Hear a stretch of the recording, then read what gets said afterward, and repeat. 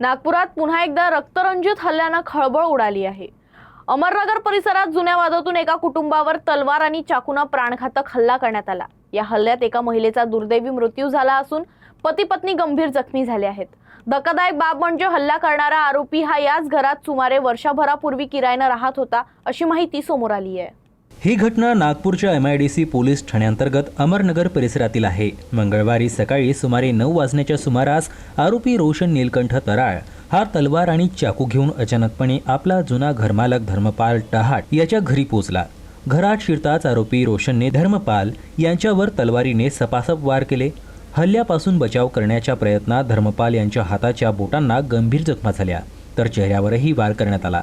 आरडाओरडा ऐकून धर्मपाल यांची पत्नी वनिता या मदतीसाठी धावून आल्या, मात्र आरोपीने त्यांच्यावरही चाकूने हल्ला केला। स्वतःचा जीव वाचवण्यासाठी हे दोघेही घराबाहेर पळाले। याच वेळी पाहुण्या म्हणून घरी आलेल्या संगीता चौधरी या आरोपी समोर आल्या।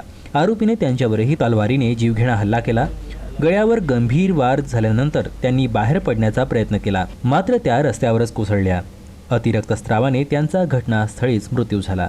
प्राथमिक माहितीनुसार संगीता चौधरी यांचा या वादाशी कोणताही संबंध नव्हता।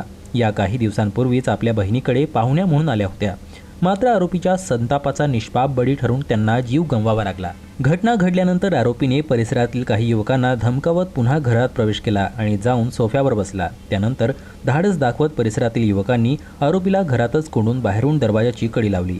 घटनेची माहिती मिळताच MIDC पोलिसांनी घटनास्थळी धाव घेतली। पोलिसांनी दरवाजा तोडून आरोपीला ताब्यात घेतलं।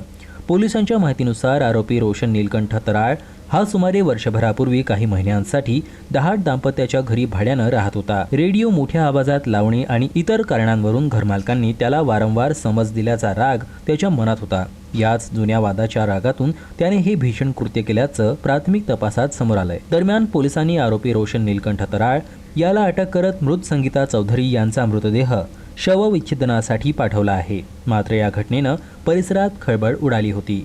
आज या नमूद घटनेच्या संदर्भाने आज सकाळी MIDC पोलीस स्टेशनच्या हद्दीमध्ये वार्ड क्रमांक 10 राम मंदिराजवळ अमरनगर या ठिकाणी धर्मपाल दहाड यांच्या राहत्या घरासमोर या ठिकाणी सकाळी 9:40 यातील जो आरोपी इसम आहे रोशन नीलकंठ तराळ याने घरमालक धर्मपाल दहाड, वनिता दहाड यांना गंभीर जखमी करून यातील त्यांचे नातेवाईक संगीता चौधरी ह्या महिला आहेत यांना घातक हाताच्या साह्याने खून केला आहे।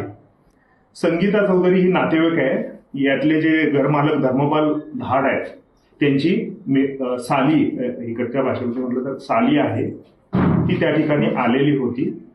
ती सोडवायला त्यावेळी गेलेली होती। अगोदर त्यांनी धर्मपाल दहाड यांना मारण्याचा प्रयत्न केला, गंभीर जखमी केले। प्राथमिक दृष्ट्याचा तपास चालवला आहे। घातक हाताच्या साह्याने खुनासारखा आणि जे 2 इसमांना गंभीररित्या जखमी करण्याचा गुन्हा केलेला आहे। आरोपीचा तपास चालू आहे, त्या संदर्भात पुढील कारवाई करत आहोत।